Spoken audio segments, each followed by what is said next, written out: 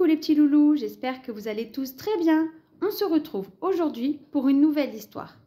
Cric-crac, mon histoire commence. Le doudou des bois.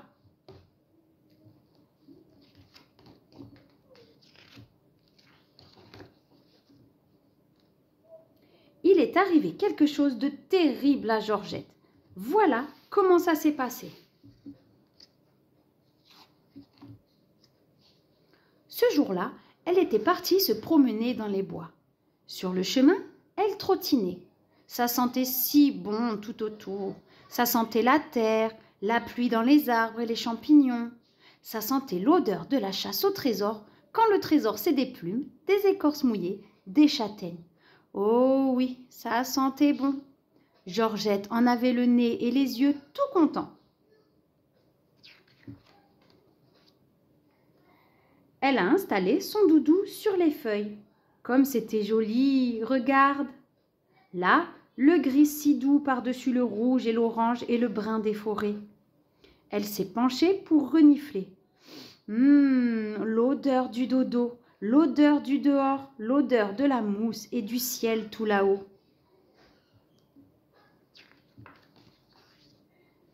Mais le soir, quand elle est allée se coucher, elle a senti qu'il lui manquait quelque chose.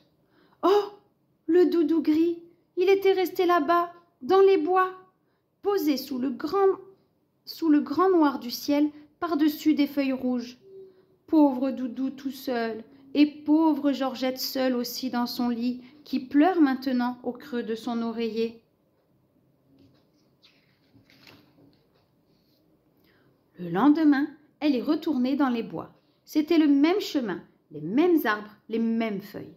Ça sentait toujours bon, les branches, la pluie, les champignons. Un peu les vers de terre aussi. Mais nulle part ne paraissait le doudou gris aimé.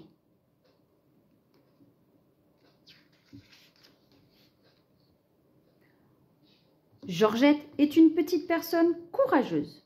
Elle s'est appuyée contre un arbre et elle a décidé qu'ici, dans ces bois, elle se dénicherait sans tarder un doudou bien à elle, très doux, qui sentirait comme l'autre, peut-être même meilleur. L'odeur du dodo, l'odeur du dehors. Alors, toute elle s'est mise à renifler, à toucher.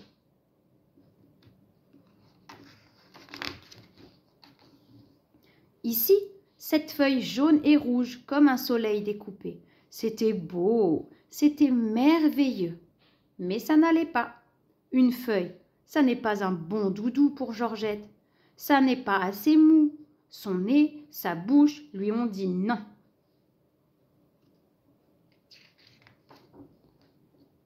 Là, cette châtaigne qui venait de tomber à ses pieds, ainsi qu'on tomberait du ciel, c'était tout neuf, mystérieux comme un hérisson. Mais ça n'allait pas. Une châtaigne, ça n'est pas un bon doudou pour Georgette. Ça pique sa joue, ça pique sa main.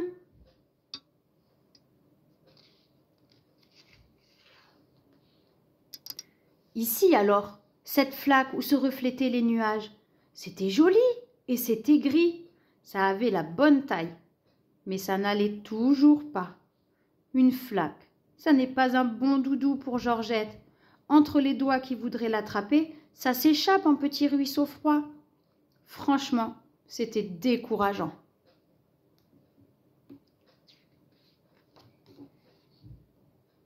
Et puis soudain, derrière un très vieux chêne, enfin, voilà exactement ce que cherchait Georgette. C'était gris, c'était tiède, c'était doux, ça sentait bon le dodo, ça sentait bon le dehors.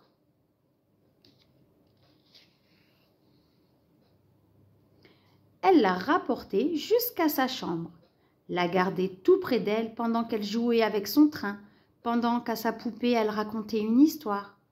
Au début, bien sûr, ça n'était pas encore habitué à ce nouveau métier de doudou, ça a voulu s'en aller. Mais Georgette l'a attrapé par un bout et, gentiment, reposé là sur ses genoux.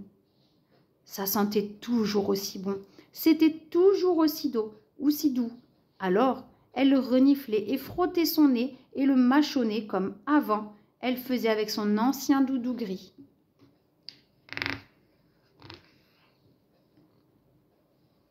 Il faut croire que Georgette sait vraiment s'y prendre avec les doudous. À l'heure qu'il est, il est toujours là. Il se tient à peu près tranquille et Georgette n'est plus triste. Dans les petits loups gris, il y a la douceur du dedans et l'odeur du dehors. Et tout ça est à elle, là, assis sur ses genoux.